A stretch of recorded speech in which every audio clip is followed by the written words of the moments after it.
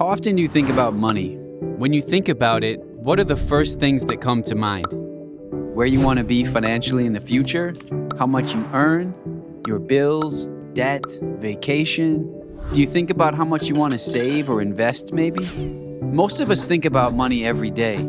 It's not that we're greedy and obsessing about it. It's just that our finances touch every area of our lives. Each of us is making vitally important decisions every day that make us either stronger financially or more vulnerable. The fact is, we are each building a financial house, whether we realize it or not. How you build your house, the choices you make, will determine where you end up financially. The goal of making wise choices is to reach a point where your money one day works for you, so you no longer have to work for your money. That's called financial independence. Ultimately, this is what we all want. The group of friends and colleagues who created this video each have over 25 years of experience helping people to grow in financial literacy and find that independence, and it never stops being inspiring to see it happen. It's not just a crazy fantasy that other people get to live. It's possible for you. Your dollar is just as valuable as the next person's. You can choose if that dollar disappears or if it goes to work for you. And if you make good choices for your financial house, someday you won't be looking to see how many vacation days your employer is willing to give you. You'll be deciding for yourself. If you don't have a plan and are not intentional about creating one, building your financial house is going to be like trying to build a real house without a blueprint. Not good, probably even dangerous, and I can promise you it will not lead to financial independence. And think about it. Most people spend more time planning a birthday party or a wedding than they do their entire financial future. Failing to plan is planning to fail. Your first step to building a better and brighter future is the same as with a real house. It starts with dreaming, finding a clear vision for what you really want it to look like. When you imagine the future of your financial house, what do you see? Do you want to be debt-free?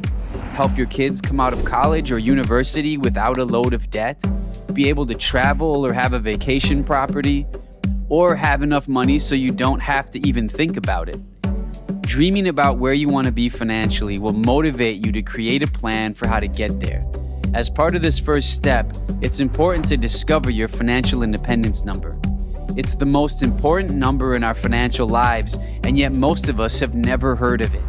It's the amount of money you need to have working for you, so eventually you never have to work for money again. Knowing your financial independence number gives you a clear goal or target. If you don't know what number you're aiming for, you'll never hit it. And when you learn your financial independence number, don't be intimidated by it. It's not as out of reach as you might think. Once you know what you're aiming for, construction can begin. Step 1 of construction is the most important part of a house, a rock-solid foundation. A strong foundation will make sure your house doesn't crumble when hit by strong winds and storms. For your financial house, we're talking about protecting your most important asset, your income. It's your income that builds your entire financial future, and you protect it with life insurance. Auto insurance replaces cars. Homeowner insurance replaces houses. Life insurance cannot replace a life, but it can replace an income.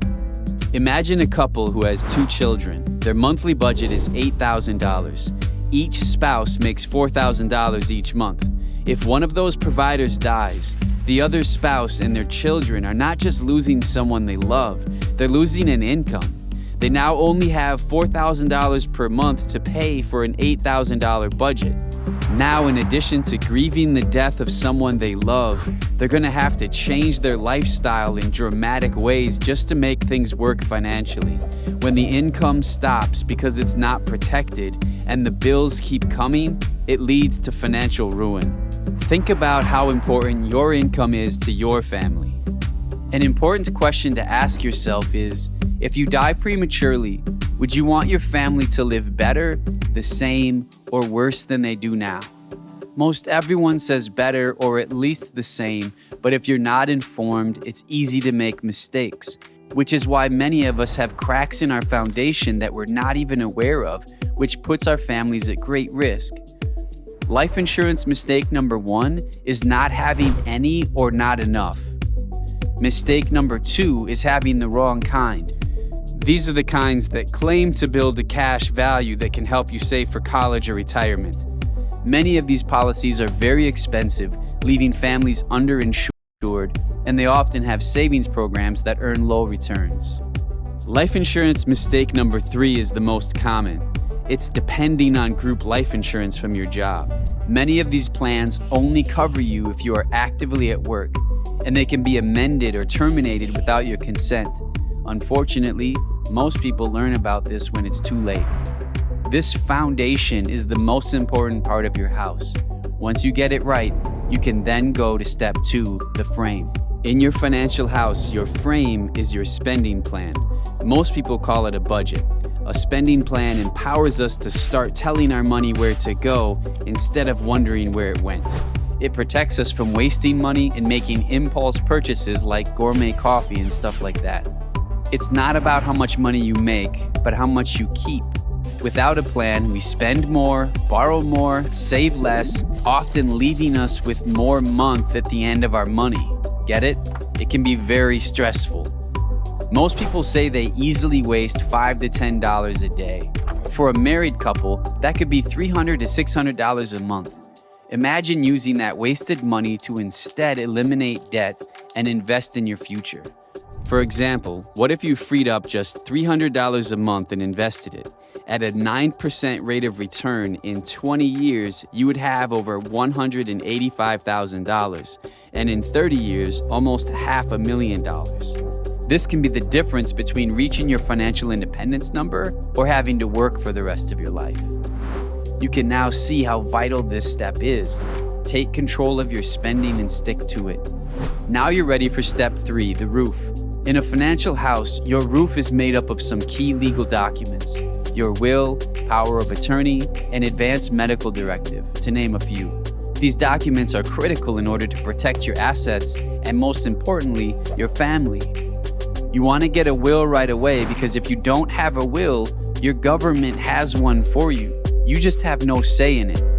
For example, if both parents pass away and there's no will in place, the government will decide who raises your kids, which is the last thing we would ever want to happen. Another reason to get a will is to avoid a family feud. If you don't have a will when you die, you take the risk of family conflict, creating arguments of who gets what when you're gone. That kind of turmoil can be devastating to families. It happens often, and it's a problem that is easily avoidable. Once you've done this, you can feel good about your progress. You now have the foundation, the frame, and the roof to protect and improve your family's financial well-being. Now you can get to work on the inside of your financial house. Let's start on the first floor, which is your emergency fund. There's no escaping financial emergencies. Surprises are going to happen. A broken down car, a home repair, a trip to the emergency room, or being laid off from work. And most people admit that when their next emergency hits, they will need to go into credit card debt or even worse, use their retirement savings for their emergency, which can be like a wrecking ball to their financial future. Just like an umbrella protects you from getting wet, an emergency fund protects you from that wrecking ball. It protects you from going backwards. Your goal is to have enough money saved to cover a minimum of 3 months and ideally 6 months of your living expenses. If that seems hard to do, you can begin by saving up at least $2,000. Once you pay off some debt or you are earning more, you can go back and finish setting aside the 3 to 6 months of expenses. Now let's tackle the second floor of your financial house. Here your mission is to eliminate debt. There are different kinds of debt: car loans, student loans, credit cards, and mortgages. At this point in your financial journey, the most critical debt to deal with is from credit cards. Credit card debt is the financial cancer of today. It robs us of our ability to invest, create wealth, and ultimately prevents us from reaching our financial independence number. Did you know if you make a one-time $3,000 credit card purchase with an 18% interest rate with no new purchases and only made the minimum payments, it would take at least 10 years to pay off, and you would end up paying more than $2,000 in interest charges. That costs you 66% more than the item you purchased. That's why this step is so important. The quicker you get out from under credit card debt, the quicker you'll be able to pay off other debt and begin investing much more towards your future. Debt stacking is a simple, effective strategy that pays off debt fast. It's when you pay off one debt and then use those dollars to pay off the next debt and to continue that pattern until you are totally debt-free. And then instead of wasting your extra money, you invest it. You can transform your debt payments into wealth. Debt is the enemy. Defeating it feels great, and it's another vital step in your journey towards financial independence. The third floor is the last floor of your financial house, and it's all about investing. Unfortunately, this is where most people fail terribly. Why? No one taught us about it. In school, we had math, English, science, and history, but how many of us had a class called money? Have you ever been taught about the rule of 72, compound interest, the time value of money, dollar cost averaging, mutual funds? Those are some of the tools that people use to grow their money. When you invest your money properly, it can grow exponentially. Investing the right amount of money over time in the right places enables you to reach your financial independence number. The rule of 72 may be the most important rule in money. It's a very easy mathematical formula that tells you approximately how long it takes for an investment to double in value based on its rate of return. Here's the formula. You take the number 72 and divide it by a given interest rate. So if your investment is going to grow with a 2% rate of return, you can divide 72 by 2, which equals 36, and that tells you your money will approximately double every 36 years. If you see a 6% rate of return, your money will approximately double every 12 years. And if your rate of return is 12%, then it's every 6 years. That is exponential growth that can happen over time, which leads us to what is the most life-changing financial concept. It's something we can all understand and take advantage of: the power of compound interest. Albert Einstein called it the eighth wonder of the world. Here's a real-life example. Let's say you freed up some money using your spending plan and debt stacking, so now you can invest $500 each month. If you invest this way for 35 years at a 2% rate of return, your money will grow to $304,280. At a 6% rate of return, it will grow to almost $716,000. But if you average a 9% rate of return, your money will grow to nearly $1.5 million. That's the power of compound interest. Your money can earn you more money just by being in the right place. The key to harnessing the power of compound interest is getting time on your side. It's called the time value of money. The more time money has to grow, the better. When someone starts investing in their early 20s, they could see a far greater result than if they waited till they were in their 30s or 40s. Ben Franklin once said, "You may delay, but time will not." No matter what age you are, if you haven't started, start now. One day when you have enough money working for you that you no longer have to work for money, you will be glad you started today.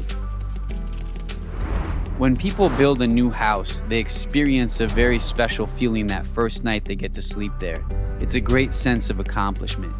When it comes to your financial house, you won't need to wait till it's completed to feel that way.